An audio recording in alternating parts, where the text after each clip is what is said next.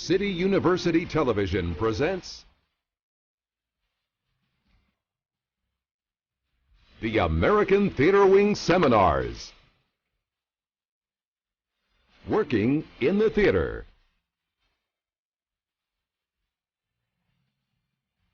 This seminar, Producing Commercial Theater.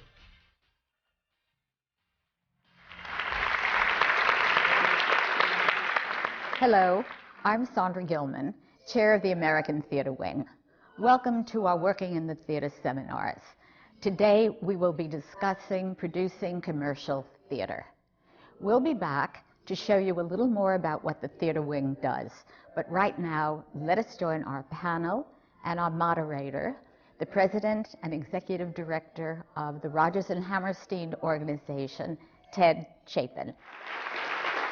Thank you. Welcome to a seminar devoted to producing for the commercial theater. And we have a distinguished group of independent, successful producers. I'd like to introduce the panel to you. Kevin McCollum, producer of, among other things, Avenue Q and Rent. Elizabeth McCann, producer of, among other things, the Who's Afraid of Virginia Woolf and some upcoming shows this year. Also the managing producer of the Tony Awards. David Stone, producer of, among others, Wicked and the 25th Annual Putnam County Spelling Bee. Susan Gallin, producer of, among others, Spamalot. And Tom Viertel, producer of, among others, the current revival of Sweeney Todd and Hairspray and the Producers. Welcome.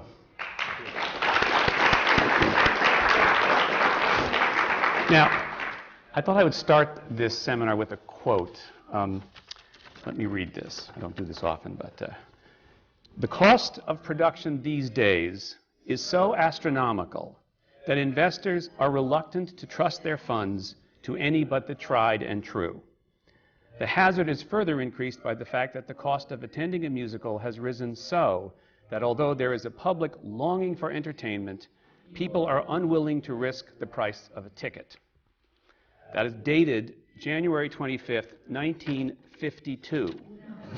So I thought I would start by asking Liz McCann, who's been around a bit. The more things change. No. Did she give that? Was that her quote? No. I phrased that wrong. However, the more things change, the more they stay the same? Pretty much.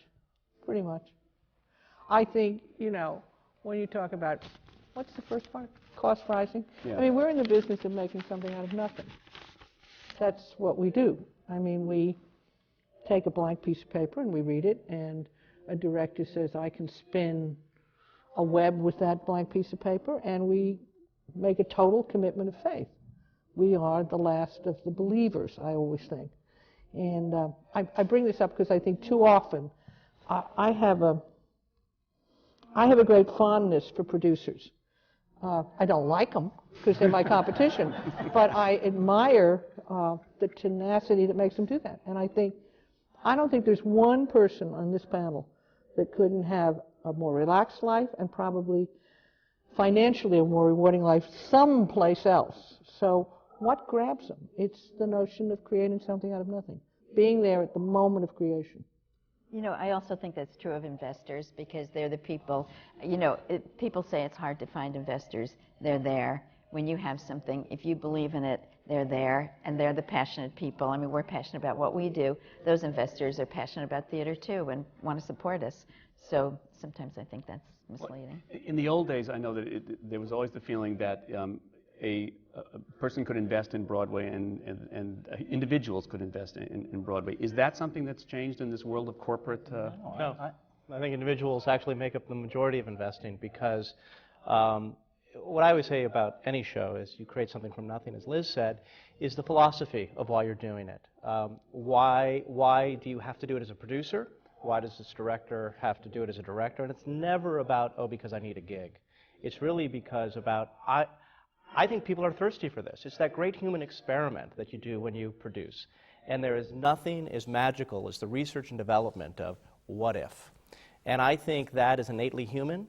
It's scary, it's exhilarating, and to have that range of emotion in your business is rare, and it's why individuals are still there, because a corporation does not have those responses.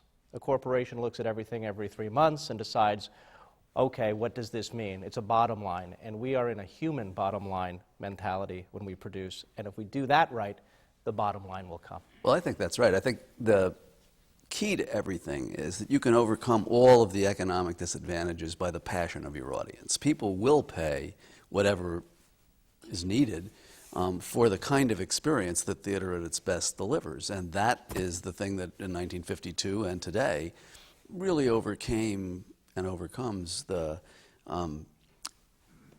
economic disadvantages that we all suffer with.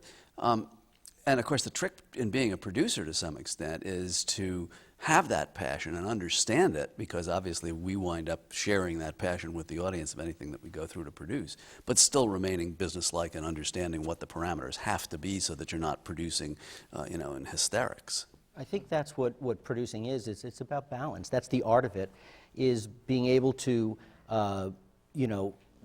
follow the passion of the artists and get them what they need, and still and get completely taken away by the process of it, the creative process, but still to make proper business decisions. And it's easy to just do the art, and it's as a producer, and we've seen perhaps producers who've just maybe done things that weren't the right in terms of business decisions, and it's easy to just look at the bottom line. The hardest thing is to navigate the two. And on Wicked, don't you have Universal Pictures as one of the producers or investors? They're one of the largest investors and co-producers, yes. And have you kept them in line? They've been very supportive. They were there at the beginning, and it was originally supposed to be a film, and they like to be reported to once or twice a year, and on big picture stuff, and mostly they let us. Well, you have good reports to give them, I imagine. That helps. We do, so that helps. But it's also passion. It was also your passion and Mark Platt's passion. Absolutely. So even though it was a large company, it was the passion of Absolutely. two people. Absolutely. Is that something indicative of other experiences where if corporations, since you are all individuals, I made that point and I can't stress it enough, none of you work that I know of for a corporation, therefore you are individuals out when you have to raise money. Have you worked with other organizations, institutions like Universal? Well, I mean, in the end, it's all just people. It's true that they may be people representing large amounts of money, but sooner or later you're talking to some guy from Miramax or some guy from New Line or some guy from Universal, who's trying to absorb whatever is going on a human basis. So I haven't found much difference between dealing with the investor who writes a check for $200,000 and the person who works for a movie company whose company has $1 million in the show. Although what is happening, and where the corporate influence is interesting, and also is a reason why many things are getting funded that might otherwise take longer to get funded, is that when you are a commercial producer and you invent it from thin air, and there are some, I'm not talking about things that have specific underlying rights that already have obligations to those rights, but if you create something from scratch and with original characters, a corporation is very interested in investing not just for what happens on Broadway, but because when you are that initial producer in the live theater, there is an incredible bundle of rights that get activated. And many corporations are interested in investing, and they'll say, fine for Broadway, but you know what, we'd really love to have a first look at, electronic media, or we'd love to be the person. A lot of these corporations will find a complementary relationship in what you're doing and what their core business is. And we're seeing that more and more. That gets exploited through the life once the project gets going. And a lot of producers take that money as a hedge against the future, and a lot of producers also find it offensive because they're saying, look, I'm taking risk, let's see what happens, and then I'll come to you if there's something we can do together. And it just varies on the personality of the producer and the kind of project. But that's where producers are very, corporations that are producers have other agendas than just necessarily the Broadway production.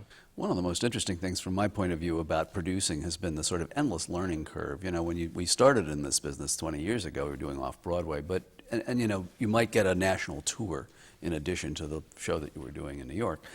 Today, the obvious London and Australia playoffs, there's also a lot of venues in Europe now that play these shows. We're beginning to produce in China and East Asia. Obviously, a number of these pieces have now been made into movies or about to be made into movies. The producers is opening in the next couple of days.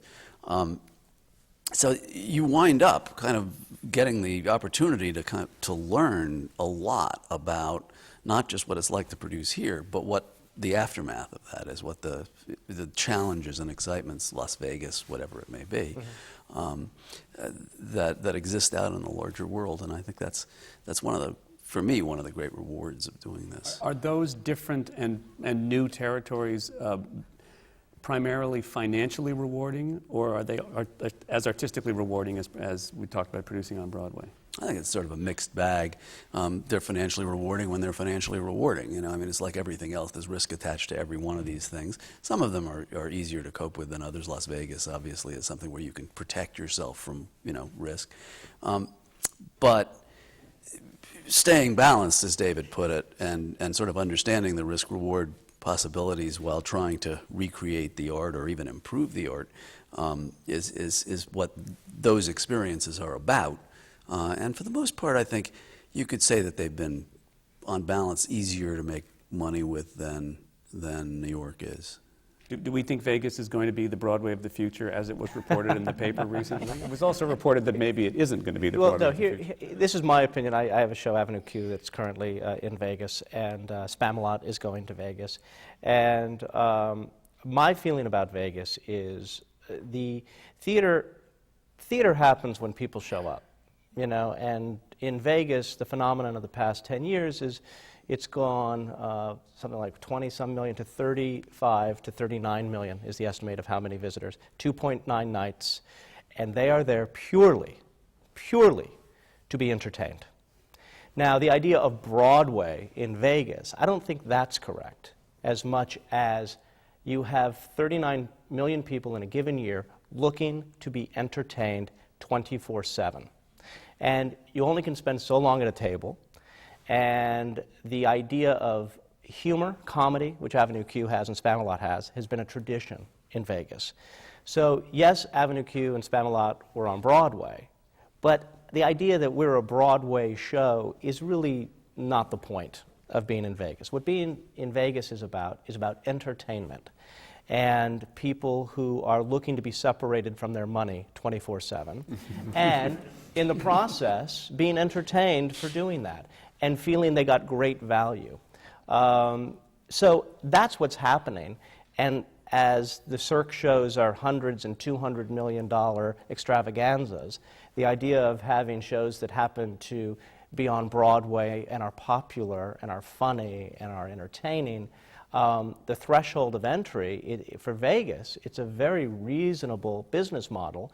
And for the shows from the theater producer standpoint, it's a bonanza. So the good news is it truly is, in the Vegas vernacular, a win-win. Would you ever think of starting a show in Vegas?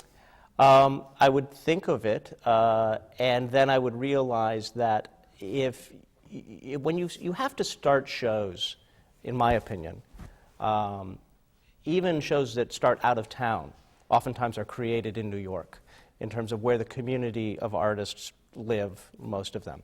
And I would venture to say, starting a show in Vegas, you start with a certain set of expectations that are different than opening a Broadway show. It might happen, but it's going to take a community that decides to move out there and live there before that happens. Whenever there's talented people, you can create things. I'm a great believer in that. I mean, really talented people. Well, Vegas has created shows. I mean, Cirque shows, but Broadway, I'm talking about, so specific no, but I mean, two-act shows. My mind's going through, weren't there one or two shows created for Broadway? I mean, in Vegas? Not that I'm, I know they were talking about Miss Spectacular. Well, there were. Which ones? I'm searching too, and I can't. Well, I know but there was- Spectacular was supposed to. exactly. But that never got. But it was developed to happen there, yeah. It was developed because of the venue, Right. but it never actually got produced on any level. Is Wicked, are there plans for Vegas for Wicked? Down the line, perhaps, but we believe that Wicked's been a very successful tour. and want to keep it out there. In fact, we have not only a touring company, which just recouped after about 36 weeks, $11 million, which is a big tour and a quick recoupment, but a sit-down Chicago company because there was such demand. And what Kevin is saying about that you don't the costs of moving are so enormous that sitting in one place is certainly valuable, but at the same time, so is going and building your brand, as it were, across the country. It's counterintuitive. It not only sells tickets when you go to St. Louis, but the people who couldn't get a seat for 3 weeks in St. Louis will come to Broadway, and the tours help Broadway too. Go ahead. I mean, when you said Chicago, something went into my head about nothing really changes, because we think when we start here in New York and we create something that everybody in the United States has heard about it, and nobody's heard of it past Newark. I mean, that is the truth of the matter. Now, when he said he went to Chicago, I remember years ago there was a standard kind of rule of thumb, these crazy rules of thumb. You played New York for a year, and bing, then you opened a Chicago company, because in theory, you then spread the brand down through the Midwest. Well, but is there any that truth was to part. There is, and when you look at Chicago, there's 35 million people in a 4-hour drive of Chicago. Right. But the reason we did it was simply because it took off the first day we went on sale, and Jimmy Niederlander said, "Why would you leave? You have to do a company that just stays here." Because he was a landlord, of course. I think that was what he was. Right. Yeah. And There of is course, that. he was very much concerned with the growth of Wicked in Chicago. Yes, absolutely. But I think that one of How the they things renegotiated the rent for the extension. Go ahead. Insider information. If he did, I'm sure David got the better end of it. But I think that when we were putting Wicked out on tour, we were very conservative. We had no idea that it had filtered out around the country to the extent that it had. I remember right after it opened, we were in Chicago, and I was in the suburbs, and everyone had heard of it. But I was in LA that same trip, and no one had heard of it. Yep. So I thought, okay, well, we have to be careful. And I remember talking to Margot Lyon, one of Tom's partners on Hairspray, and just finding out what had gone out recently and what things they did right, what things they did wrong, what we could learn from it. And whenever we said, we should be there for 10 weeks, we said, great, we'll be there for 6. And in order to create that sort of demand. And then we look very smart in retrospect that the tour has done as well as it has, but actually we were just being conservative. And did you do the same with Hairspray and the producers in terms of touring? We did. We thought we were being conservative. In some cases, we did some overbooking. It was a funny time when both shows went out because there were a lot of blockbuster hits out simultaneously. The Lion King, Mamma Mia, Hairspray, the producers. And Phantom was still doing well as well. So there would be, you'd come into a market and there'd be 3 of the shows there simultaneously, or at least one would be selling while you were performing. And there were a couple of occasions where it got really hair-raising, as popular as the shows were. So there's a lot to think about as you tour around. And the nice thing about Las Vegas, in theory at least, is that it can absorb almost an unlimited number of shows because the turnover of people is immense. I mean, in San Francisco, the vast majority of people who are going to the theater are people who live in and around San Francisco. There's some minor tourist component, but it's not a big deal. Where you are in Las Vegas, everybody's turning over, 2.9 days. So, if the last bunch, some of them saw the show, then the next bunch is coming in right behind them. I persist in thinking that Las Vegas is very much a cyclical thing, though. I mean, we've been through probably 2 or 3 periods in my lifetime when Broadway shows were a big thing in Las Vegas, and then, a couple of them fail and the whole thing disappears for a while and then it comes back. I don't put much long-term stock in this idea. This is a popular idea now, and I think it's just sort of building up a head of steam, but I would be willing to bet that 5-7 years from now you will see some other form of entertainment dominating and Broadway shows being less important for a while and then having the whole thing start over again. But the thing that's in common with all of us and how you create hits, first of all, the show has to be popular or good or whatever, capture the imagination of the public, however you want to define it. But it's about going to the environments where you can create a tight ticket, where there's an awareness of the show and a sense, I better call now if I want a good seat. And one of the things that is true is in what Tom said about perhaps some overbooking, and I came from booking. That was my first business in the theater, really, and it's all about trying to keep it as intimate as possible of a ticket, whether it's a show that can do $1.5 million a week like Wicked, or a show like Avenue Q that only can gross 500 at its top on Broadway. It's all about how is the venue suited for the show. And that's the important thing to look at. Well, I wanted to pick up on some statistics that have been floating around here and also ask, do you as independent producers, do you do testing to know that there's 2.9 days in Vegas? Do you use those sort of marketing tests, and do you use them, and are they helpful? I do go door to door in every hotel room in Vegas. This is good. How long are you here? And it's weird. They're there for 2.9 days, but they shower only one every 4 days. It's weird. Yeah. No, but the whole world of marketing. I don't believe in that. Some people do. I ask friends and I ask fellow producers, and we have what was your experience? What do you think? And I talk to the venues themselves. I don't have a focus group, but the thing is, every city has a tourism board, and those statistics are easily gettable. But sometimes cities are just out of proportion, their interest in theater to their population. Boston is one of the best theater markets in the country. San Francisco is. They're not as big as Dallas or Houston, but I wouldn't do a sit-down production of we're doing Spelling Bee in San Francisco. I wouldn't be doing that in Dallas. So when you opened in Chicago, you were not planning on doing the company being a sit-down company? Wicked was a weird thing. The tour started in Toronto and then was going to Chicago and then LA, and we went on sale in December for a run in May, and the tickets went out in a week, were sold out in a week. So we just got rushed and mounted a company so that the tour played its 7 weeks. The costumes and the actors went to LA where a new set was waiting for them, and the new actors in their new costumes rehearsed on the set that stayed there in Chicago. So it was sort of a weird. But that's also, I mean, Wicked, I think it's fair to say, Wicked has found an audience that I think nobody would have understood at the beginning that it found, and it's scary, it's so successful, and more power to you. I don't think it's the norm. No. Well, I think I believe that the statistics that we use and quote are either used for sales purposes, we're selling somebody with those statistics on an idea, or they're used to comfort ourselves. I think it's pretty unlikely that any of us are really making decisions based on those kinds of statistics, because in the end we go back to what we were talking about at the beginning of this seminar, which is it's all about passion. I mean, David presumably produced Wicked and Kevin produced Avenue Q because they loved the material, loved the shows.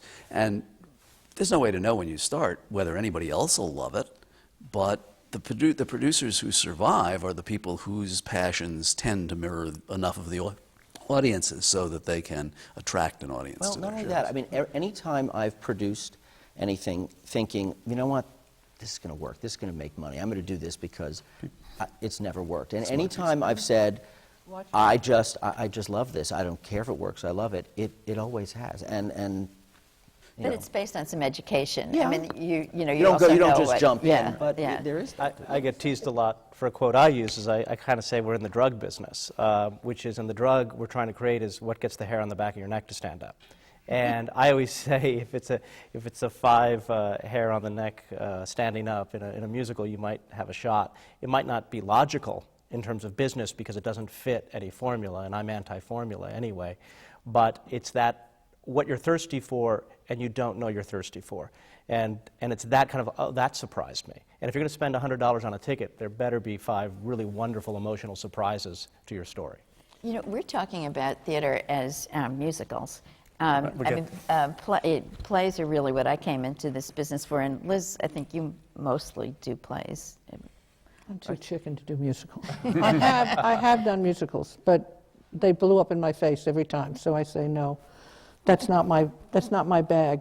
But I think one of the things that you said, I think if you're fortunate enough, because you produce something out of passion and you think your audience, you think you defined your audience, but you haven't. One of the interesting things happened to Wicked is the teenage girls went ballistic, right? I mean, but they became a force behind that musical. You don't agree? No, I mean, it's this thing in the media. It's fascinating. They're there. They're probably 10% of our audience. They're very vocal. and they come back a lot. But those numbers can't be, they don't have the buying power to do that every week all around the country. And it's every audience, but they definitely are talking about it a lot, but that's not mostly who's there. In fact, it's not even a small part of it. But I think what it is it's the outsider in everyone. That's and right. we all at some point of our life, whether it's when we were a teenager or we're an adult or whatever, we all define ourselves as human beings who are trying to figure it out. And your story has such powerful emotional pull for that. You might not belong now, but if you stick to it, you're going to not only blossom, you're going to change the world. Well, I think all the shows, plays, musicals, that work the best are the ones also that operate on many different levels at the same time. In the case of Wicked, young kids appreciate the Wizard of Oz aspects of it. Teenagers appreciate, the outsider and the popular girl. Adults appreciate what friendship is and about sacrifice, and there's a political aspect to it. And they can all go together and then talk about it afterwards. I think that's the case. Mamma Mia, people say it's about ABBA and fun. The reason why it's successful, I'm convinced, is because the relationship between the mother and the daughter in that show is totally real. And Who's Your Father is a pretty emotionally interesting idea. No, I saw it, I thought to myself how clever that they've taken an emotionally rich idea on which to put a lot of stuff that people will come to the theater to enjoy. So you can have a great time, and you also take something away from it. It's having some sort of emotional experience as well. Hairspray is like that too. So I think that every show that really works is because it works on many different levels at once. I have a funny story about Rent. When we were producing it for the first time, people who were very knowledgeable in the business were outraged that we just said Rent. We didn't say a musical. We didn't say whatever. And our logic was, our audience doesn't know what a musical is, part of our audience that we're going to want, and why are we imposing on them what it is? It's Rent. Yes, it's on Broadway. And if you're a rock concert fan, you can look at it as a concert.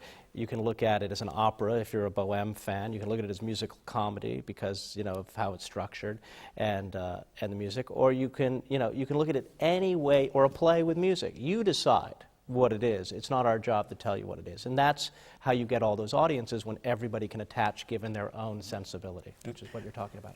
Let's pick up on the idea of plays and producing plays. This is a seminar on commercial theater. Is the Broadway world hospitable to plays these days? Hospitable. Well, why don't I bounce this question to you? The margin of success for plays is of course difficult. I think last night I was looking at a tape called Broadway's Golden, which was a section of excerpts from plays that had been shown on the Tony Awards. And they started with Great White Hope, and they went through a whole gamut of plays. And some of them went back to the days when they showed quite a big chunk of a play on the Tony Awards. And as I sat there watching, I thought, you can't, it's very difficult to put a play out there where the public is used to watching advertising. It's very difficult to reduce a play to a television commercial, to a radio commercial, or even a scene. I was very depressed. But anyway, they do tend to lie flat. An example, I'm always being surprised. I was involved with the Nederlanders in a play called Copenhagen. And by all rhyme and reason, Copenhagen should not have worked. We were desperate for investors, and for Nederlander to be desperate for investors, we had a meeting one day and 3 high rollers got up and walked out of Jimmy's conference room. And I said, so now what do I do? He said, produce it. That's all he said. I said, where do we get the money? He said, produce it. That's all he said. He said, if I have to, I'll cover it. Well, the amazing thing about Copenhagen is that I don't know why it was so successful in New York. It was much more successful than it ever was in London. Unexplainable, unfocusable. But I would sit with the press agent and say, how do we get the scientific audience? We have to get the scientific audience. It found us. And we had 5 Nobel Prize winners in Phoenix in physics one day in the audience. New York and Americans were fascinated by that whole notion. The Jewish audience found it fascinating because of what it reflected of what the tremendously fascinating story of, well, you don't want to hear about Copenhagen. But what I mean is, it was just amazing. But in contrast, if I'm correct, you did a wonderful production of Virginia Woolf last year, got great reviews, it was wonderful, and couldn't really find an audience. Give you an example. Last performance of Virginia Woolf in New York, which I love to say is the audience for Doubt. They went home in the middle of our second act, and we were across the street. It's very depressing to see a whole audience be able to go home in 90 minutes, and your act is still have another 90 minutes to slug through. But anyway... That was the street where every actor on the street was nominated for a Tony Award. That's right. Because both places had four actors, Four actors and they were all nominated. So anyway, Sam Rudy and I, the press agent, are standing in the lobby of the last performance, time to go in for the third act. We turn to go, and some lady says, "You going back in?" And we said, "Well, yeah." And she said, "Well, nothing happens, does it? It's just more talk, isn't it?" And I thought, oh, God, my... And company manager said, "Oh, no, it's fabulous, because you find out," and she's going at a whole shell spiel about what happens in the third act. And the lady said, "Oh, yeah, I know all that, because I saw the good version." And I said, "Excuse me, what?" She said, "You know, the one with Liz Taylor and Richard Burton, that was the good version." And I thought, that's what we're fighting. We're fighting a very strong image of that movie. And ironically, the playwright's contention, and it's true, is that was the wrong image. Right. The movie is not Virginia Woolf. The play that Edward and Anthony Page put on the stage was the real Virginia Woolf. Lightning fast, quick-witted, and yet there I was, educated in 3 minutes. But let's not confuse Copenhagen, which is a new play that no one had seen before and didn't have that image out there, and Virginia Woolf, which was distributed electronically, 30-some years ago, and what we're competing with in a revival. Because Virginia Woolf, brilliant production, I was there, mesmerizing, but it's not new material. And so let's concentrate on, new material. I think a new material play, in terms of the people and the collaboration, is really your relationship is primarily with your playwright. And in a musical, you got a lot of people, down to the orchestrator, who needs to be taken care of from an intellectual property standpoint. And so the collaboration aspect of a musical versus the personal... 7 orchestrators for Edward Albee any day. You want to have a conversation with Edward Albee, you go have it. I tell you, a room full of orchestrators are easier. But you know what I'm saying? And if Virginia Woolf was an original play that happened, the first out of the box, and we saw that performance, Liz, you'd be running for many. Well, but there are other, a few years ago, Tom was quoted as saying, it's very hard to do plays on Broadway. And I was no, that's not, that couldn't possibly be true, because I am a play producer, and my impetus for working in the theater is about what plays do to people. I've done 4 plays in the last 4 years. I couldn't be prouder of them. I think that they were cast well. I think they had... they were about issues that people wanted to talk about, cared about. There was a group of people that really loved the plays. Each one ran for 6 months. It didn't get, each one of the last 3 plays did not get a good review from the one newspaper that needs to support plays.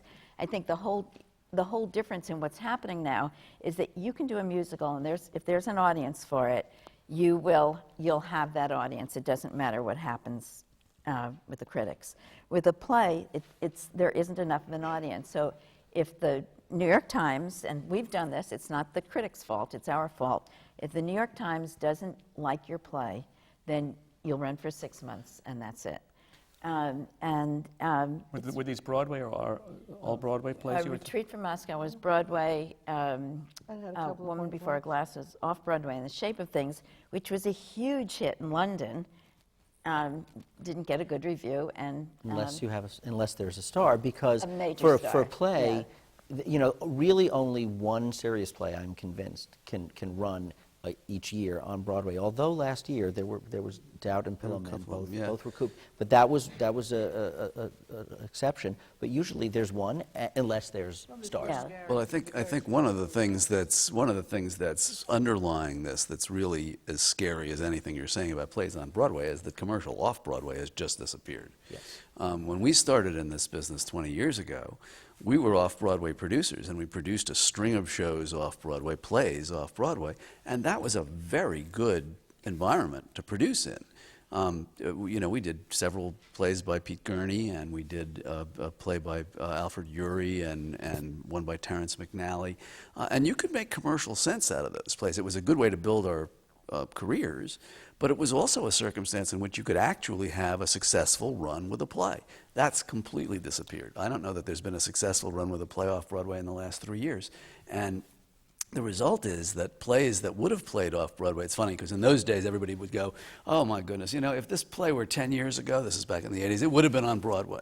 Now, they all are on Broadway, and everybody's going, 10 years ago this would have been off-Broadway. But the result is that the stakes are so high. I mean, you're talking about $2 million to produce a play on Broadway. The stakes are now so high and the audience is so diminished that nothing but the sort of the single outstanding event actually succeeds. But I think a lot of this started actually with Rent, and that when Rent and Avenue Q and Spelling Bee and on the play side, Proof, I think, was a play that would probably years before have been off Broadway. Mm-hmm.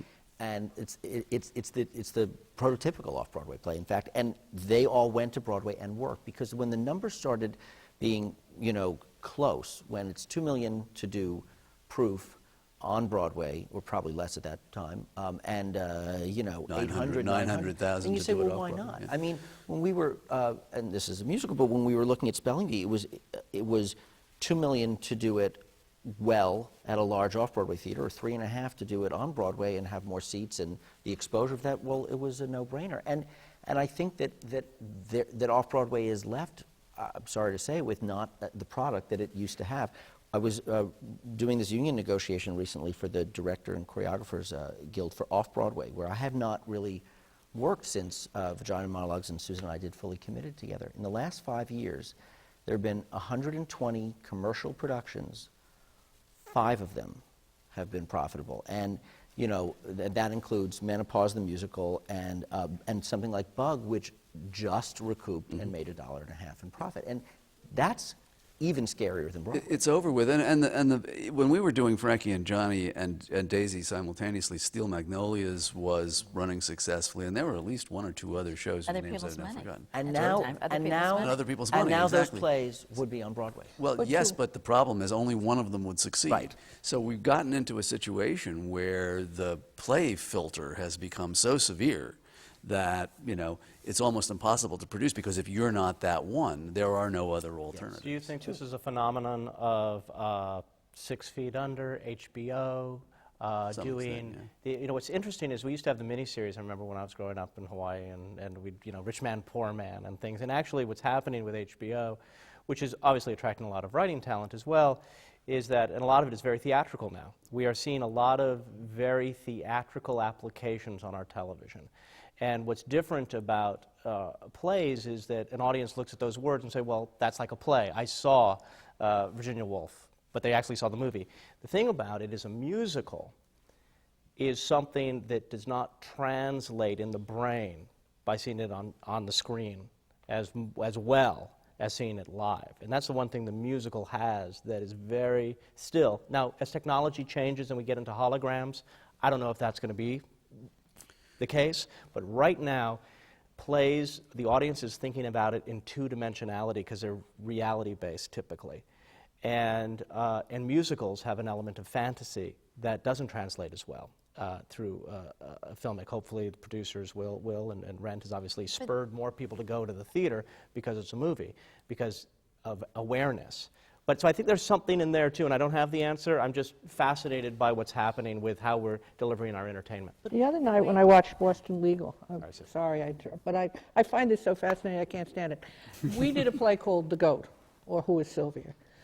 And the the flack was flying all around us. I mean, we were doing a play about bestiality. No, we weren't. I kept saying, listen, Long Day's Journey into Night is not about drug addiction, and The Goat is not about bestiality. Now, can we just all simmer down? But the fur was flying. So we produced The Goat, and it won a Tony Award and all of that, okay? Now I turn on Boston Legal the other night, 3 years after The Goat. And Candace Bergen is confronted with a case about a woman wanting an annulment because her husband is sleeping with a cow. And I think, whoa, wait a minute, we've just been ripped off. And you know something? It was, I bless David Kelly, because he's very bright and he handled this very well. But there it was, ABC, 10 o'clock, Tuesday night, bestiality in all its glory.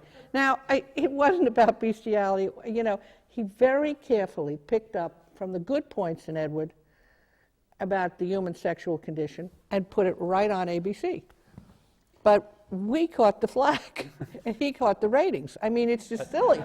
But do you think the flack... We're going to take a pause here. We're going to take a pause here and for a few words about the American Theater Wing, and we'll be back. The American Theater Wing has played a vital role in New York's theatrical life for more than 60 years. We stand for excellence, and we support education in the theater. Best known for creating the Tony Award, our work reaches beyond Broadway and New York. These seminar programs, which are supported by the Annenberg Foundation and the Dorothy Strelson Foundation, are an unequal forum for discussions with today's most creative artists. Downstage Center's in-depth interviews are heard on XM satellite radio. Our grant and scholarship programs support New York theater companies and theater students. And since we began, we have given away more than $2.5 million.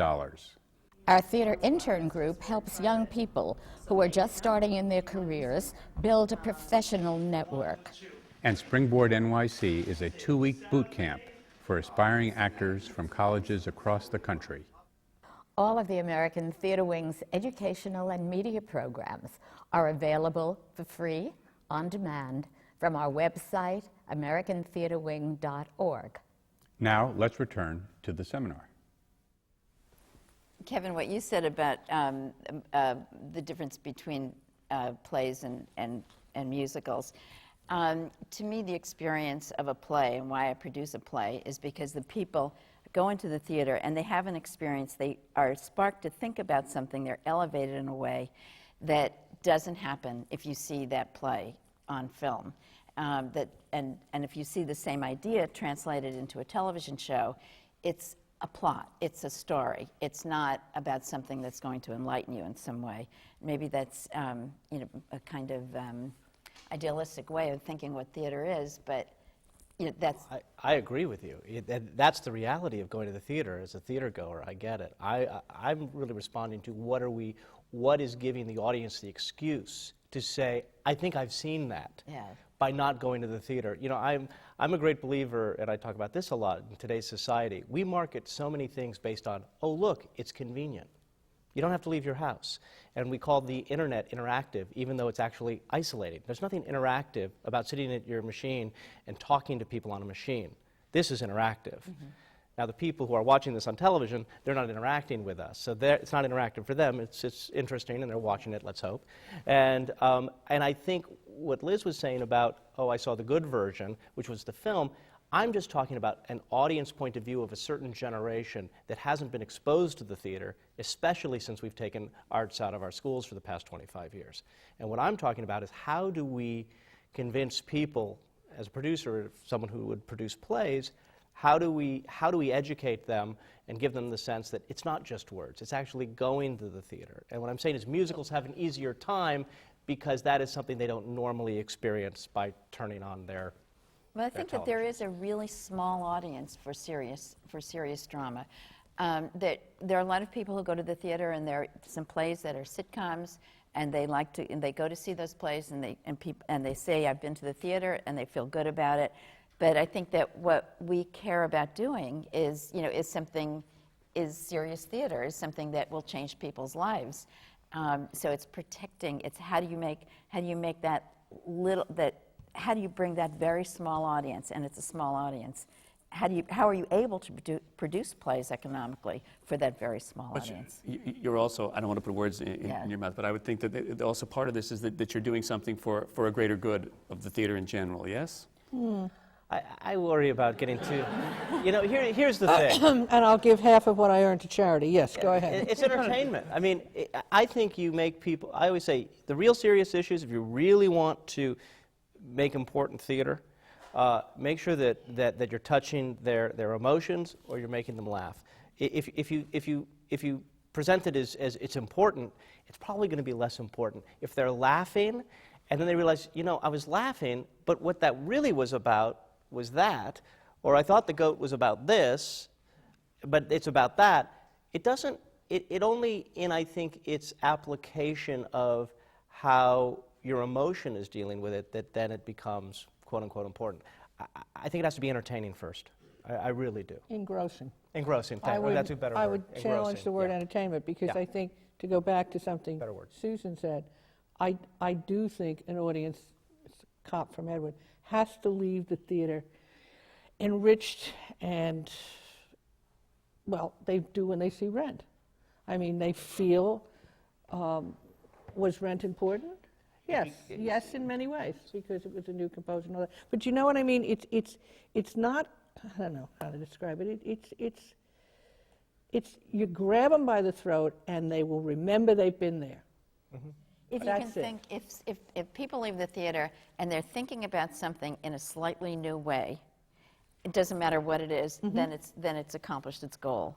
I mean, and it's not that it's good for you. To what extent do you think the not-for-profits, we're kind of back in the area of the New York Times of last Sunday, I mean, they produce more plays on Broadway, particularly now that MTC is at the Biltmore and the Roundabout. Both of them have Broadway houses, and Lincoln Center regularly takes a Broadway house. They have their large subscription list. Between those three theaters, they must have a fixed audience of about 90,000 play goers. To what extent does that impact on our audience? Or that's where they go to see their plays. They make their commitment to see 4 plays a year. Because I think what nonprofits do, and they do it better than we do, is nurture writers, nurture artists. They can say, we're doing your next play regardless of really whether it's good or ready or not. We can't do that. We have to make sure the play is great and the largest possible audience wants to see it. And there's no, it's no accident that Death of a Salesman and West Side Story were developed in the commercial theater because they had to be good or else people were walking out, out of town. And I think that, look, the nonprofits are great, and not only do we sometimes move things from a nonprofit to a commercial production, and they develop artists and audiences too, but I still think that the best work has to be in the biggest possible. I gotta say, I sort of disagree with you. I think that there's a mentality that goes on at not-for-profits that's very unhealthy in terms of the development of really exciting new work, which is that they're always going to be on to the next. Right. They know they're going to produce 5, 6, 7, 11 shows a year, whatever it turns out to be. And so they can't really linger over any of them. They come in and they do their work. They do what we as producers do, which is to sort of, try to interact with the artists to make things, better. But their mandate is to produce a lot of theater every year. And I think it's we have to get it right. It's what you're saying, but it's a sort of I think it's very difficult these days for not-for-profits to take the challenge of experimentation. Because they're captives of their subscription audience. Yeah. And here's what's totally interesting. Captives. Here's what's interesting that's been going on for at least the last 7 years that I've been involved in a few of these. Actually, I've dealt with not-for-profits believing in something, had all the rights, and gone to them and say, I have the rights to this show because I've been developing it for a couple of years. Are you interested in this? And they say, yes.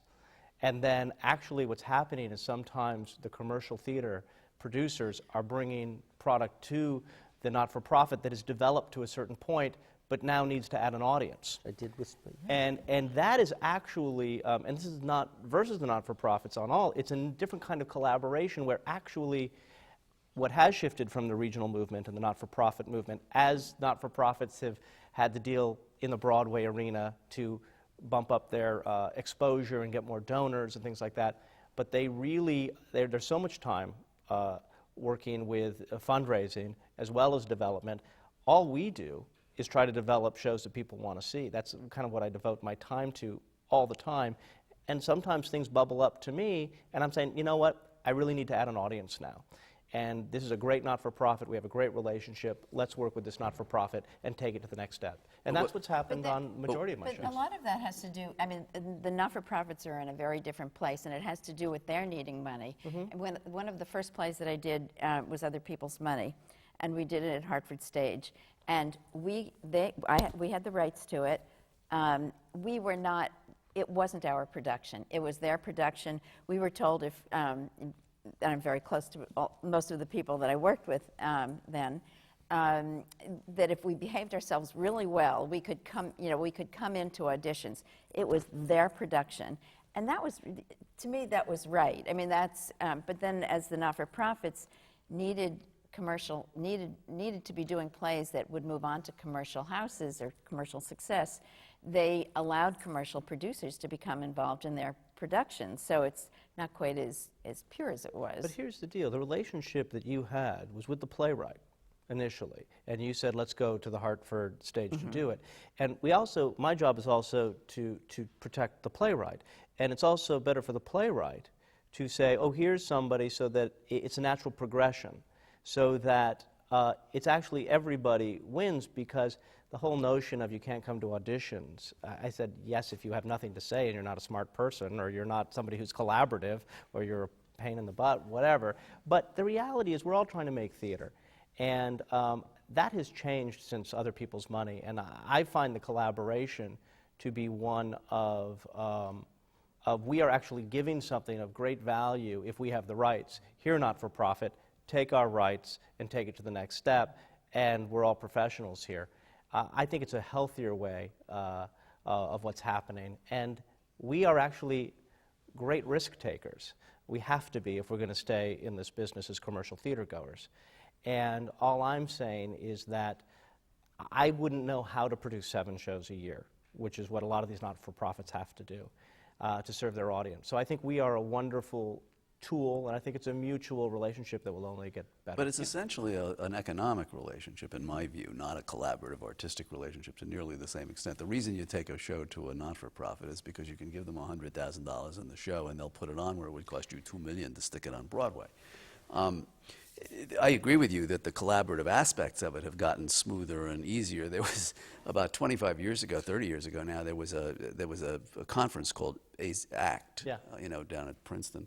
And it was a conference of commercial and non-commercial producers, and this is really in the dim and distant past. And I wasn't there, but apparently it was a dogfight.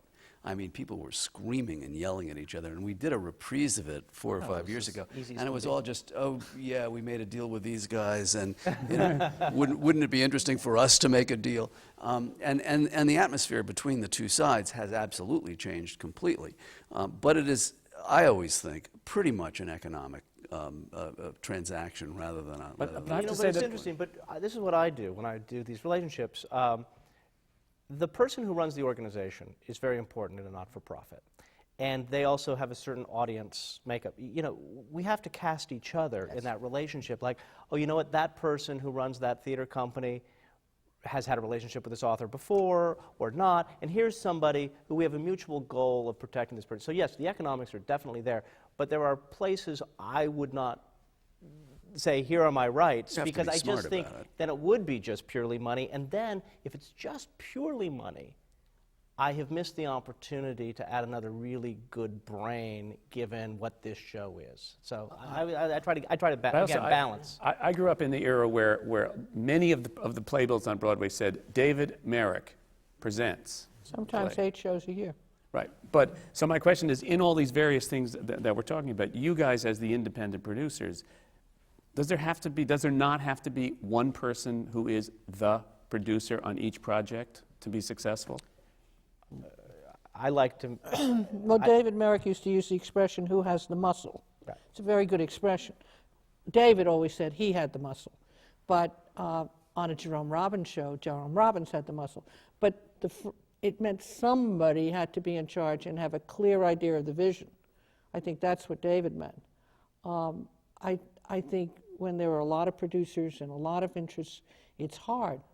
But it takes more time. Tom's group there are often many names above the title of the shows that Tom works on, except from my own experience, it's never been a problem as to there's somebody who you talk to. Yeah, well, we're very careful about sort of lines of communication, but although we might only talk through one voice to the director, for example, to try to make changes and give notes, that voice will have heard everybody else in the producing group, and collectively will have decided, what notes to pass on and what notes not to.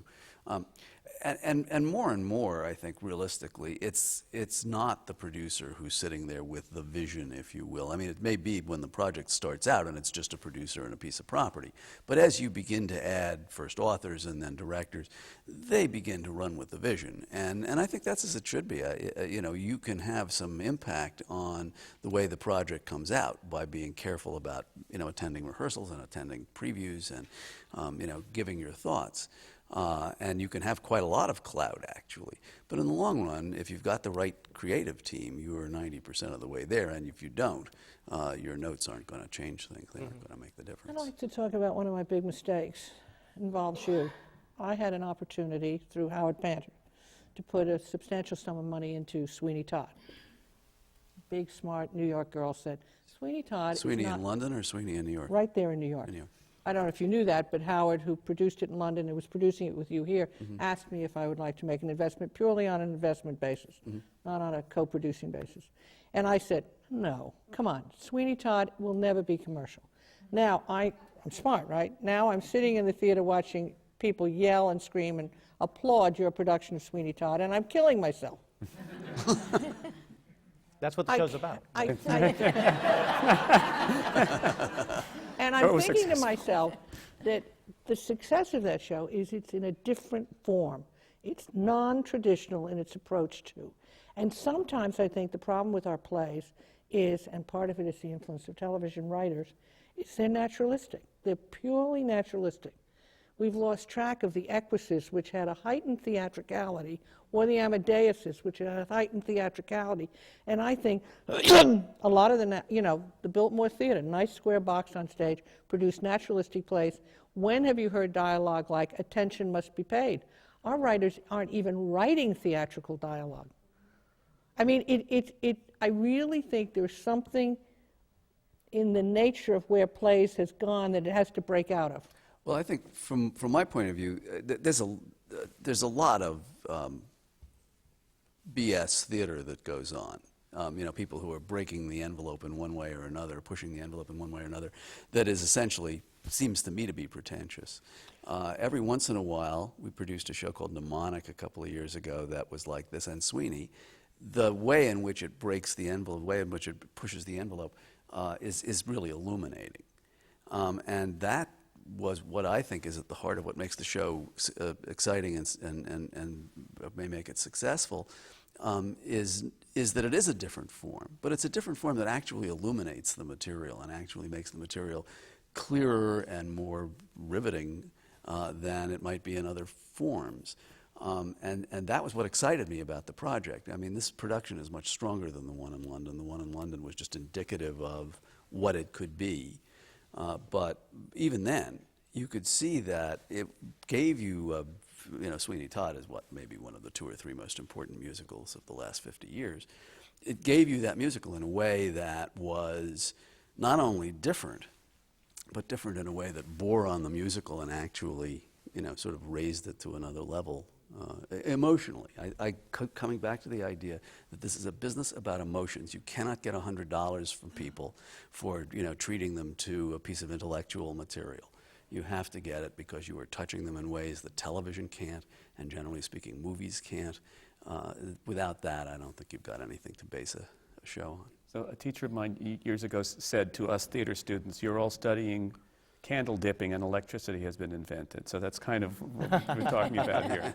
You're candle dippers and they're good candles. But the thing about candles is you can, if you get them right, you can mold them into anything you want. That's very good, very good.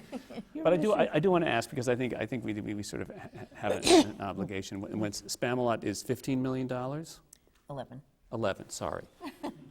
What's the difference? Where is the $11 million? where, I mean, people, I mean, on tickets, I know, and I know, 1952, they said it was expensive too, but how does that $11 million get broken down, roughly? Try out in Chicago for one, which is always an expensive proposition. Yeah, You did it on the producers. Here's how it goes. $3.5 million for the physical production. Physical production, $1 that's million costumes. to $2 million to put the physical production in the theater and conduct previews and work calls during the period when you're getting the show right. $1 million to $1.5 million in advertising. $2 million for an out of town that you might mitigate with income from the out of town. And the balance is largely in rehearsal costs and administrative overhead. Creative And fees and Creative fees and stuff like that. But those are the big things. But to me, the thing that's really ratcheted up is the cost of putting the show in the theater. That's The load-in now goes in. absolutely absurd.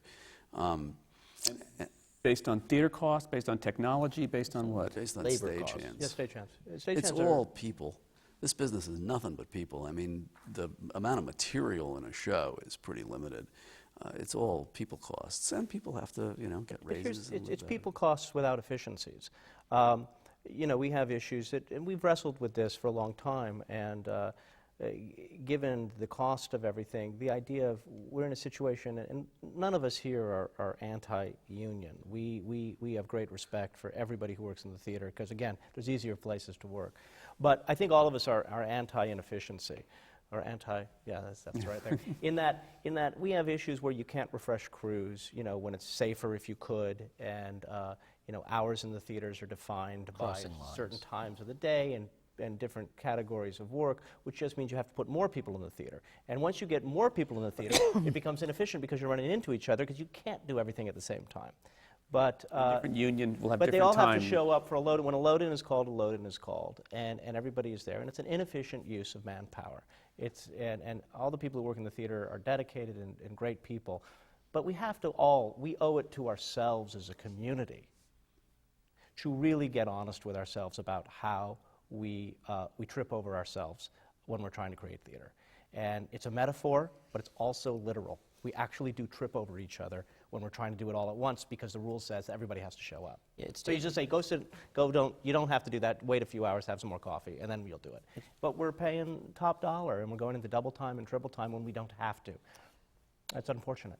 The head of Cirque du Soleil, what's his name? Vegas will teach us how to do that better, by the way. Years ago, when That's the I power of Vegas. knew the Cirque du Soleil better than I know it today, and I'm kind of curious about the fact that they are now planning a theater at the bottom of 42nd Street in conjunction with Clear Channel. And I will remember the name of the founder of that. And he said to me one day, I couldn't create on Broadway, ever. He said, the union rules would kill me. I said, what do you mean? He said, well, because if I'm on a roll and I've really got an idea going and everybody's in sync, and somebody suddenly says, it's 5 minutes and you're at the end of the 4-hour call and we have to break for an hour. He said, that'll kill the effectiveness of that rehearsal call. He was much more concerned about how union rules impact on his ability to efficiently get the creative process going. Absolutely. But that's the same thing, because then you have to just wait and gear up again. But we need a real, we really want to look at commercial theater and what the elephant in the room is, it's that sense of, guys, there's 24 hours in a day, this is prime real estate, the technology of what we're doing here is not, it's not rocket scientist, it's important, but it's very good craftsmen, smart people, and the wage is plenty. I'm not even talking about the hourly, I'm not talking about any of that. It's all work rules. We just have to get the work rules fixed. You're all tenants, right? I mean, you're talking about load-in when you, as tenants, independent producers, They're also the employers. employees of the people who are doing it, but is this a tenant-landlord, partly the tenant-landlord We have to work relationship? together, but it's also the unions. Everybody has to come to the table and says, gang, let's just get smart. I mean, a lot of the not-for-profits in New York control their own venue, so I wonder if their problems are probably Similar. They have to deal with the same. But Same everything unions. is based on the Broadway rules, which basically have been nothing's been changed in 100 years. It just gets confused. There's never been a stagehand work stoppage, really. Several years ago, there was something that the League of American Theaters and Producers paid for, which is called the Bain Report. Did you ever read it? Yes. Right? Yep, I was on the committee with And one of the things that was proposed was the formation of something called the Broadway Initiative, which was going to be a collaboration between producers, theater operators, and key Unions. union executives. in a process of finding our way through all the things you've raised. The budget called for 10 cents a ticket to be put on the table to fund this ability of these various groups to work together. Never happened. I don't know why we have to fund the ability to work together. That's I'm what not talking about funding the ability to work Paying together. for the attorneys to talk about it? I'm not talking, now you're being cynical. You really are being cynical, and I saw through you 10 minutes ago. Right. Now,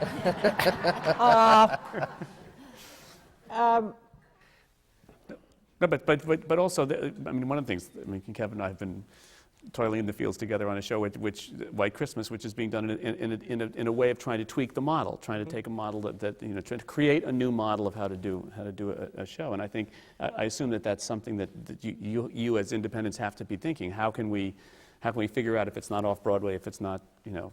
Well, right. I mean, White Christmas is right now is seasonal. We can get about 6 to 8 good weeks, and we're basically going into partnerships with the local communities and having them talk to their unions and saying, look, we're going to bring this back every other year. Let's create the White Christmas contract. Let's create the White Christmas contract because we're leaving a lot of economics there on the table for the local market to develop retail aspects to sort of like create new traditions, and mayors are getting behind it. And one of the things on the road that I've been jumping up and down about is cities are in the business of producing theater. It's not, if you're in the business of making sure your retail is happening and your parking lots are filled, then you should be in the theater business. You shouldn't just give it away. You as the mayor of your town really have to realize this is a gathering asset. And when you gather people, you create not only a community, but you create economics. And hopefully White Christmas is part of that new philosophy, and we're getting people from Boston to San Francisco to Chicago to the Twin Cities to really get excited about, help me create a tradition in my market of theater going. But in fact, exactly the opposite's happening in a lot of markets where municipal buildings, theaters were owned municipally and were underwritten to some extent. Not that they were paying to produce shows in the theaters, but they were simply making it more attractive by municipal subsidies. They've privatized those buildings, and individual private landlords have come in and raised rents and changed economics, all for the worse. So I don't think, I mean, maybe in some of the very large cities this isn't the case, but certainly in a lot of medium-sized cities in America, they've completely abandoned the idea of underwriting. But I think we're at the peak of that, Tom. I think you're going to see it coming back. I am anticipating that actually it will go back because the economics, when you raise rents that much and you need to create that much revenue out of a venue, it's not practical long term. There might be cycles of blockbusters where it is practical, but you know, we saw that the Wilbur is now available to anybody who wants it in Boston. It's one of those smaller venues. I think one of the things that is happening is I think cities are starting to realize, and with the power of something like Wicked sitting there, it's like why aren't we really looking at this as really a development plan? And I am guessing, because that's all you can do in the commercial theater, is a guess. I believe it'll cycle back. I think we're kind of at our peak. That's my I hope guess. you're right. I have to say that what worries me about what you just said is the like Wicked. There is no like Wicked. There's Wicked, and then 5 years ago there was The Lion King and producers and a couple of other shows. But if one of those blockbusters comes along every 5-6 years, that's a lot. So the notion that you can sort of build a model that'll cover a lot of cities with that in mind is a stretch. For myself, and David, you've been luckily insulated from this to a very great extent. The road seems to me to have deteriorated very badly. You can see the grosses in Variety. You've got 3 shows out there that are doing business, and everything else is not. And it is absolutely going to make what has been a relatively stable piece of our business far more risky than it's ever been before. And I think, one of the things that when you produce a Broadway show, obviously we've talked about passion, and it's all very important that we have something that we love. But in the long run, you look to these secondary resources to supplement your income and to be able to make a case for the initial production itself. And when something as important as the American Road starts to deteriorate the way it seems to me that it has over the last 3 years, that's very serious stuff. And it's one of the reasons why this new model of White Christmas, if we're not touring, you just sit down and the city owns it with you to sort of let's make this a tradition every year. But it's also the idea of it, and I doff my hat to Kevin, is a Christmas time musical, not the Radio City musical, not the Nutcracker, but an actual musical that you can see that works like a musical, but it happens to be called White Christmas. But also, isn't part of the road that everything was ratcheted up for the series of blockbusters that came along, to which Wicked certainly plays into it, and then once the blockbusters aren't there, either the locals have gotten too greedy or somebody's gotten too greedy, so the economic model, or is it that the audiences have said, I've had enough of them, I'm not interested in this? No, I think it's the former to a very great extent. What happened was, particularly with Phantom of the Opera, which was the first big blockbuster on the road in our collective producing time, subscription periods that had been 1 week turned into 2 weeks. And even though they weren't nearly as many subscription load-ins, the dollar amounts were smaller, it didn't matter because shows like Phantom could fill up the rest of it. And shows like Phantom and then later Miss Saigon and Showboat started to play well beyond subscription. What happened was that people who weren't subscribers realized they didn't have to become subscribers because they could actually buy a single ticket to an extended week rather than subscribing to an entire series. And the result of the combination of those two things is that every week you play in those markets is poorly supported, so that unless you're Wicked or Lion King, you have to sell a lot of single tickets, and the advertising budgets for single ticket sales in those cities is not particularly large. They had depended on subscription sales to insulate themselves against economic risk, with the result that a lot of shows come into these markets and fail now. And it's absolutely going to lead to reapportioning risk, and it's going to lead to a lot of shows not going out. And also, one other thing is, in my opinion, too, while they were searching, they were also trying to lower their purchases of shows. And the shows, there were really good shows that didn't sell as well as they should have, and there were some really sort of not so great shows that just got pushed through the system because they were affordable to the buyer. And so the quality was very spotty for a while too. And I think, again, going back to White Christmas, it's all about delivering quality and creating an event. Wicked has event, producers has event, and it's just, there's a notion of event to it, which I think as producers we have to be smart about why is this different? Why is this better than what you might think it is, and how do we communicate that? But you probably were involved in the most celebrated non-road event in deciding to take Avenue Q to Las Vegas rather than to tour it, and I presume that didn't just have to do with Las Vegas, it also had to do with your perception of the road. Not only my perception of the road, but what the road was telling me about how much my show was worth. They compared my show to another terrific show called Urinetown, and Urinetown had just gone out and hadn't done as well as everyone wanted it to do. And then the buyers set their price based on what they could afford, based on comparing us to Urinetown. And I said, well, we're a very different show than Urinetown. Every show is different. There's no formula. I think my show is worth X. And they said, no, your show is worth Y. And I believed them, that that's what they were going to pay me. So I found a better way to do it. And also, I wouldn't have to load in and load out. And I think we're the kind of show you have to discover. We can't just say, it's Avenue Q. Hey, we're right from Broadway. It's one of the reasons why we're in an 800-seat house. We're a musical in an 800-seat house. There's no other musical in an 800-seat house. Except, how many in Spelling Bee now? 700. 700. Okay, well, except Spelling Bee, which came at the time. There was not, and so it made sense for us to sit in one place and let people find us. Would you take Spelling Bee out on the road? Spelling Bee is we're doing sort of a hybrid. We're doing 2 sit-down productions, one in San Francisco at a 700-seat theater, one in Chicago at a 550-seat theater, very similar to the New York production in that you can have word of mouth and discover it and keep a tight ticket. And then the rest of the country will get a tour because it is not an expensive show. So they need to have, the subscription series need to have a less expensive show so they can afford Spam-A-Lot, which is more expensive.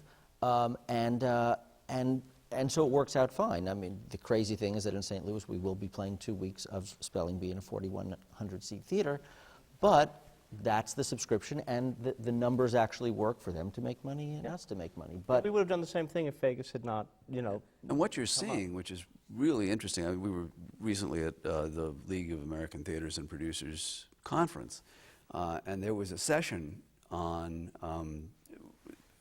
road attractions, and and producing, actually it was a session on not-for-profits and commercial producers. And I mean, you know, you guys have all been to sessions like this. It's always about the deal, you know, how do you compensate the not-for-profit?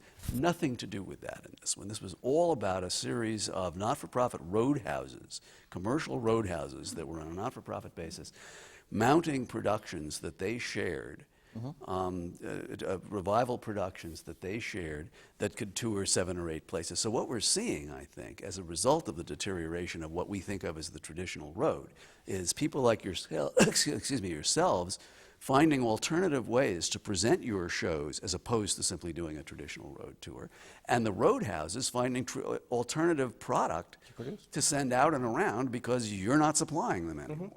And we're seeing a substantial change, I think, in the way the road is conducted. And it's just the beginning of it. I don't think anybody could predict what this will look like 5 years from now, but it won't look like what it looked like 2 years before this. Right.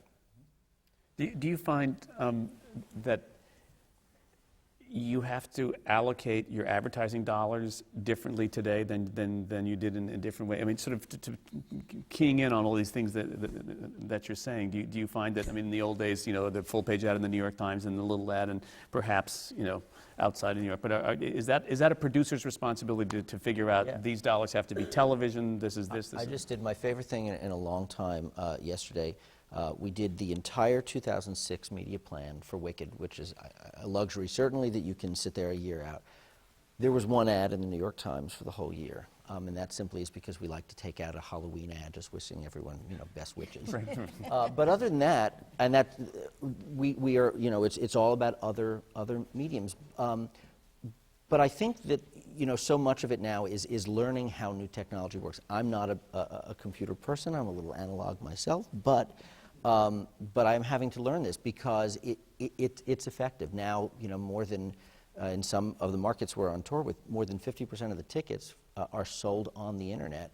So therefore, we've got to start doing more there. I think that, you know, we also watch when you put an ad in to the Times. Certainly the announcement ad is effective, but after that, I'm not convinced a quote ad increases ticket sales or anything else does. So that we're starting to pull out of not just the Times, but print in general. We see that radio works certain times and TV works other times. You know, so you do. But by instinct or by looking at the box office in terms of what works? Both, and not instinct, experience, I think. Yeah. And I just think that I got more mailings about Sweeney Todd, and I don't know what mailing lists I got of, you know, interesting and very good things. And of course, I love the Avenue Qs on top of the cabs if they're still there. You know, take me to Avenue Q. Yeah. And I sort of am aware of. I think it's very much a question of what your project is and what your product is. You know, we opened within 4 days of Jersey Boys. And watching what each show did when they opened was really interesting and I thought instructive. Sweeney Todd ran a double truck. It ran 2 pages of advertising in the New York Times. We believe that that is still our audience, although I agree with David that a lot of the audience for other kinds of musicals isn't necessarily there. But in the case of Sweeney Todd, it's definitely a serious theatergoer's piece. We wanted to position the show as an event. We did 2 pages in the New York Times. The Dodgers, who produced Jersey Boys, did a 2-inch banner along the bottom of a page. And radio. And started on television the next morning. Television. Now, typically, television is something you would do a year into a run. You don't even think about a television ad. Right. They were ready. They knew that they were not likely to get a terrific review in the New York Times, that this was not going to be a theater-goer show, that they had to, in effect, skip over the theater-going audience and go straight to you know, a tourist and out-of-town audience, and they went straight onto television. It was, I thought, a brilliant thing to have done, but it absolutely is a function of what they had. Yeah. In the case of Color Purple, it's the same thing. They're not looking for a theater-going audience. They know that those reviews will never propel theater-goers to pay $100 for those tickets, but they have a tremendous Oprah-oriented audience, and that's where all of their muscle and all of their bucks are going to go. Q and Rent don't advertise in the New York Times. Very rarely. But do you guys rely on? But you did. for a Depends while. on what we. It depends the on what first we're doing. year, the first year, generally, that's what you are advertising for for rent, and you pull for out. rent, we had to because I think a guy named Ted Chapin said, "Talk to me in 6 months and see if it has legs." In the New York Times. In the Wall Street Journal, thank you the very Wall much. Street Journal, so I had to take ads out and say Ted's wrong. I did. How long has rent been on Broadway now? 10 years in So April. there's been a kind of switch in how we look at advertising from the day you open to. Well, we had to be in the New York Times because everyone thought, no one's going to go see that show on Broadway. All the experts were very, and we didn't know either. And we took that ad out, and we did very well the first day we went on sale. So I had an odd adventure this week. I'm riding the 104 bus, which I'm convinced is peopled by subscribers to NTC. But anyway, I'm riding the 104 bus, and I hear this guy say to the bus they're all driver, asleep? says to the bus driver, "How much do you get paid an hour?" I'm so startled that somebody's asking a bus driver how he gets paid. The bus driver says $40 an hour, and I'm thinking, wait a minute, there may be something here. So I look up, and there's this rather heavy-set black guy asking how much a New York City bus driver gets paid an hour. So I'm so startled when he sits opposite me. I said, "Do you drive a bus?" He said, "Hell no, I'm from California." And I thought, getting bizarre by the minute. And I said, "What are you doing in New York?" He said, "Well, my son-in-law's in Color Purple." He said, "Look, I got a terrible notice here in my pocket." And he said, I couldn't believe I was there. He said, "We had this big party last night, and Oprah was there. Everybody was yelling and cheering. We were all feeling so good." He said, "You people write mean stuff in New York." And I'm sitting here thinking, I'm losing my mind this morning. He said, "Look, let me show you in the back of my pocket here. I got a notice from my daughter-in-law." He said, "Her voice was good the other night." And I said, "I don't believe this." And I said, "Wait a minute, calm down." And we passed the Broadway Theater at about 10 after 10, and there were like 10 people in the lobby. And I said, "You see those 10 people? They don't read papers. They just know they want to see your show. Calm down." And he said, "I don't know, you think so?" And he got off the bus and walked into the lobby, and I don't know where he went. Maybe went back to California to get a $40 an hour job. But I just want you to. that impact, you keep thinking, we've all lived through it, and it's horrifying.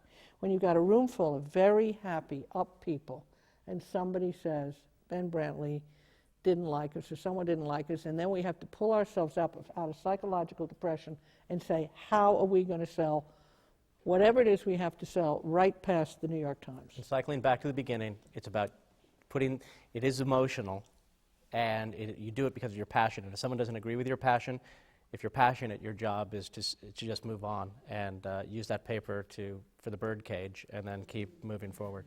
I want to ask something. Okay, or the cat box. You have all had the opportunity of producing long-running shows. And I've always sort of been of the mind that that producing and maintaining a long-running show is almost another skill. Did you find that? And is it less fun, or is it?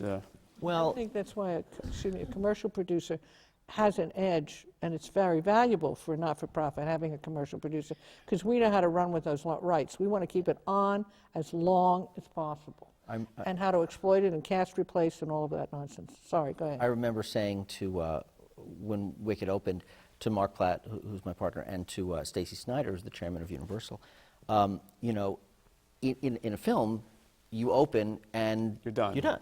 And I said, if we do our jobs really right, we're never done. It's sort of like Chinese water torture. You have to keep doing, the same thing in a way.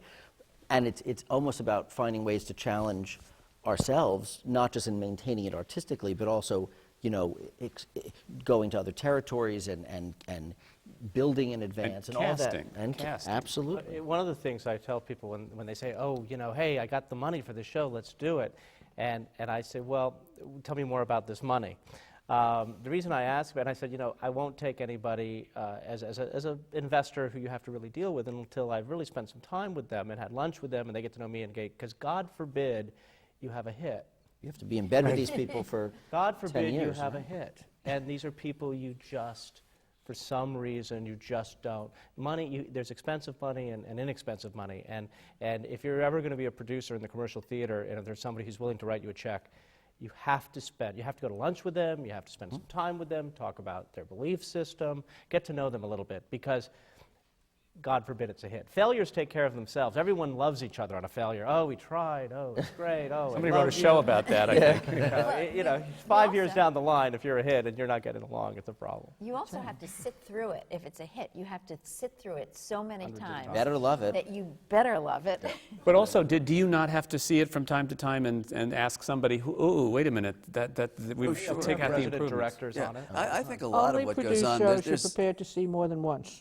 There's obviously a lot of business stuff that goes on, figuring out how to, change your advertising campaign and, spin out the way the show is perceived and so forth. But a lot of it has to do with the diplomacy of keeping a bunch of people who show up in one building every night on track, comfortable, happy, disciplined. And that takes it's an interesting set of skills. I think one of the groups of people that don't get nearly enough credit in our business is the general managers, who are, to a very great extent, charged with the details of keeping the company functioning, not just the actors, but stagehands and, everybody. And getting that done and done right so it doesn't spin off the rails. And sometimes you can't help it. I mean, there are people who will just make mischief backstage and there's nothing you can do about it. But getting that right makes a huge difference, both in the way the show plays and the way everybody's sanity is. You have to get that right. But also, as one of your partners said on one of these seminars to a sassy question of mine about who are all these names above the title, he said, listen, it's $500,000 a week. Yeah. It's a business that runs $500,000 of costs and expenses a week. Think about it. One person, I know you might love the David Merrick Presents notion, but it wasn't $500,000 then. It wasn't even the equivalent. That's exactly right. And even David Merrick produced with some partners. I mean, certainly Leland Hayward, was a significant partner for David. And my guess is David Merrick, if he went backstage twice in the course of a production, was probably a lot. That's what Leland Hayward was there for, was to keep what I'm talking about on track and going. And here's the good news on the Post and having all those names above titles. There's a lot of people in the go-go 90s and, and all the money that had been generated in the past 25 years in capitalistic, and we are in New York where there's a lot of money. They want to put their money into the theater. There's not a theater to be had coming into this season, really, that's available. Part of the reason is because of the long-running shows that, once you're open, your job is to make sure it never closes. But the number two is that there's a lot of people who really want to put their money into the theater, who have come from other industries, who are maybe retired or want a change of life in terms of what they do with their day. And they're willing to say, I'll give you $1 million, but I really would like my name above the title. I'm not going to get in your way. I just want to learn. And those are the people you go to lunch with and get to know a little bit before you take their money. But at the same time, it is a wonderful thing that so many people are looking to the theater. It's a bizarre dynamic right now. I don't quite understand it on every level of why, given the economics are so bad. But at the same time, I think it's because people are searching in today's world, and there's a lot of events in the world that are very different than they were 15 years ago. And it's that I want to affect human beings. I want to be part of gathering human beings. I think it's a very strong ethic, which I'm very encouraged for our future. But before we stop, because we've run out of time, I want to read. This is the only time I've done this. Read first and read at the end. The quote that I started this thing was written, by the way, by Alan J. Lerner, in the published script of Paint Your Wagon in 1952. But I want to end with Oscar Hammerstein on the subject of producers, because I think this is the best way to thank all of you here for what you do and for being here today. And this is Oscar Hammerstein defining a producer. He says, a producer is a rare paradoxical genius, hard-headed, soft-hearted, cautious, reckless, a hopeful innocent in fair weather, a stern pilot in stormy weather, an idealist, a realist, a practical dreamer, a sophisticated gambler, a stage-struck child. So on that note, thank you very much. I have a few people I want to